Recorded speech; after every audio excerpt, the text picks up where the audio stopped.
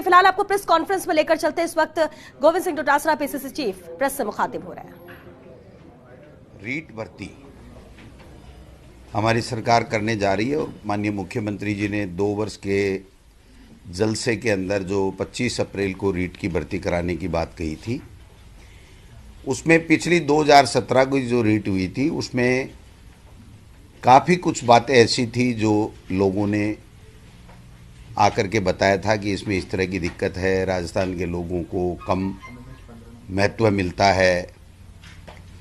कई डिमांड्स थी जो रीट परीक्षा देने वालों की, उसको देखा गया। कई जो वीकर सेक्शन हैं उन्होंने ये कहा था कि साहब इसमें हमारे दिक्कत आती है। तो इन सब चीज़ों को समाहित करते हुए हमारे प्रमुख शासन सचिव महोदया ने और सभी अधिकारियों ने काफ़ी मेहनत की और माननीय मुख्यमंत्री जी तक काफ़ी दफ़ा चर्चा हुई। उसके बाद में आज हम लोग माध्यमिक शिक्षा बोर्ड को जो नोडल एजेंसी है रीट भर्ती कराने की, उसको जो विज्ञप्ति भिजवा रहे हैं, उसमें जो प्रमुख संशोधन पिछली रीट के बजाय किए हैं वो मैं आपसे शेयर करना चाहता हूं पीसी के माध्यम से। 2017 में जो रीट कराई थी पिछली सरकार ने, उसमें सबके लिए रीट की न्यूनतम अंक 60% था, केवल SC ST के लिए 36% था। लेकिन हमारी सरकार ने काफ़ी लोगों की मांगों को देखते हुए जो और वीकर सेक्शन हैं उनके अंदर जो न्यूनतम 60% है उसके अंदर छूट दी है, जो मैं आपको बताना चाहता हूं। अनुसूचित जाति जनजाति में जो नॉन TSP है उसमें पहले 60% थी, अब उसको 55 किया गया है। और जो TSP हो चाहे 2017 हो, अब हो जो न्यूनतम SC का जो है वो 36% था, उसको 36% रखा गया। दूसरा, अनुसूचित जाति, पिछड़ा वर्ग, अति पिछड़ा वर्ग, MBC, EWS, इन सभी श्रेणियों में पिछली 2017 की रीट में 60% था, जिसको 5% की रियायत देकर के 55% किया गया है। समस्त श्रेणी विधवा, परित्यक्ता महिलाएं और भूतपूर्व सैनिक, इनके लिए भी 60% था पिछली भर्ती में, हमने इसमें 10% की रियायत दी है। 50% न्यूनतम अंक हमने माने हैं। और दिव्यांग निःशक्त जन श्रेणी में नियमानुसार आने वाले समस्त व्यक्ति, इसमें भी 60% था, लेकिन चूंकि हाईकोर्ट में भी लोग पिछले समय जो सिलेक्ट बच्चे गए और हाईकोर्ट ने भी इसको 40% तक अलाउ किया था, तो हमने उसको हाईकोर्ट के निर्णय को और लोगों की डिमांड्स को देखते हुए इसमें भी 40% न्यूनतम अंक हमने करने का फैसला किया है। दूसरा, शहरिया जनजाति के लिए बहुत कम पात्र व्यक्ति मिलते हैं, तो पहले 60% ही था, लेकिन इसमें शहरिया जनजाति शहरिया क्षेत्र के लिए हमने 36% किया है। दूसरा जो एक मुद्दा रहता था कि जो 50% अंक न्यूनतम जो स्नातक है, तो वो स्नातकोत्तर या स्नातक में BEd करने वाले जो बच्चे हैं उनको भी हम लोग अलाउ कर से हैं। NCT की जो 13 नवंबर 2019 की जो गाइडलाइन थी उसकी पालना करते हुए हमने पहले अगर स्नातक में 50 नहीं है, स्नातकोत्तर में कितने भी हैं, तो वो नहीं BEd ये रीट दे पाता था, अब उसमें कर दिया गया। दोनों में से किसी भी में भी अगर वो 50% है तो वो भाग ले सकता है रीट के अंदर।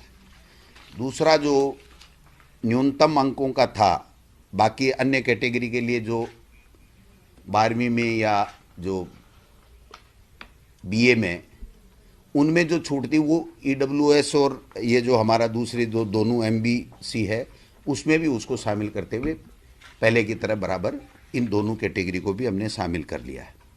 वाणिज्य जो विषय था उसकी काफ़ी समय से मांग उठ रही थी और उसको शामिल पहले नहीं किया जा रहा था, अब हमने इसको सोशल स्टडी L2, जो L2 का होगा हमारा BEd किया हुआ व्यक्ति, तो वो उसमें सोशल स्टडी के अंदर हम उसको BEd वाले को भी पात्र मान रहे हैं।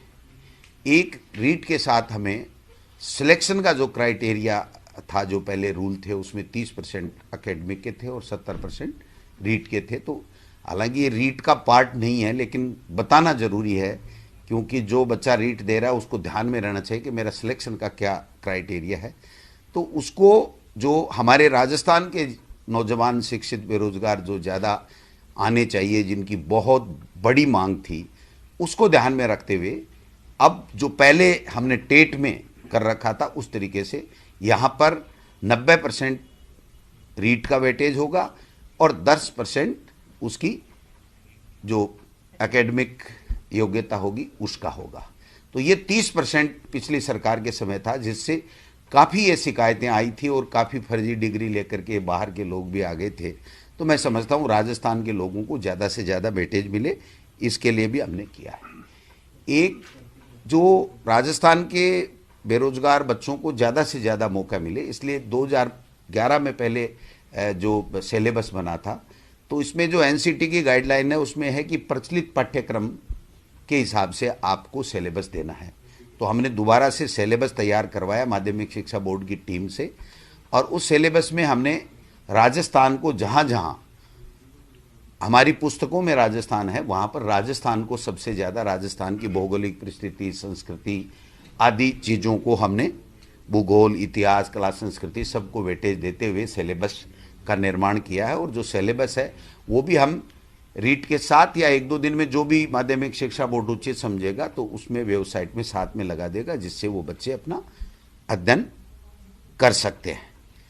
बाकी जो मोटा मोटी चीज़ है, एक बात कन्फ्यूजन चल रहा था कि बीएड वालों को L1 और L2 दोनों में लिया जाएगा, नहीं लिया जाए। तो एनसीटी की गाइडलाइन का हमने अच्छे तरीके से अध्ययन किया है, उसमें राज्य सरकार के ऊपर छोड़ा गया है। और एक शर्त ये भी है कि अगर कोई बीएड किया हुआ व्यक्ति L1 देता है तो उसको 2 साल के अंदर अंदर ब्रिज कोर्स करना पड़ेगा, 6 महीने का, और वो ब्रिज कोर्स उस संस्था से करेगा जो एनसीटी के द्वारा मान्यता प्राप्त संस्था होगी। तो ऐसी संस्था राजस्थान में आज की तारीख में नहीं है। और बीएड के बच्चों को चूंकि फर्स्ट ग्रेड में, व्याख्याता में, सब में मौका मिलता है, तो बीएसटीसी के बच्चों को केवल L1 में मौका मिलता है। तो जब राज्य सरकार का क्षेत्राधिकार पे उनके विवेक के ऊपर छोड़ा गया, तो इसलिए राज्य सरकार ने दोनों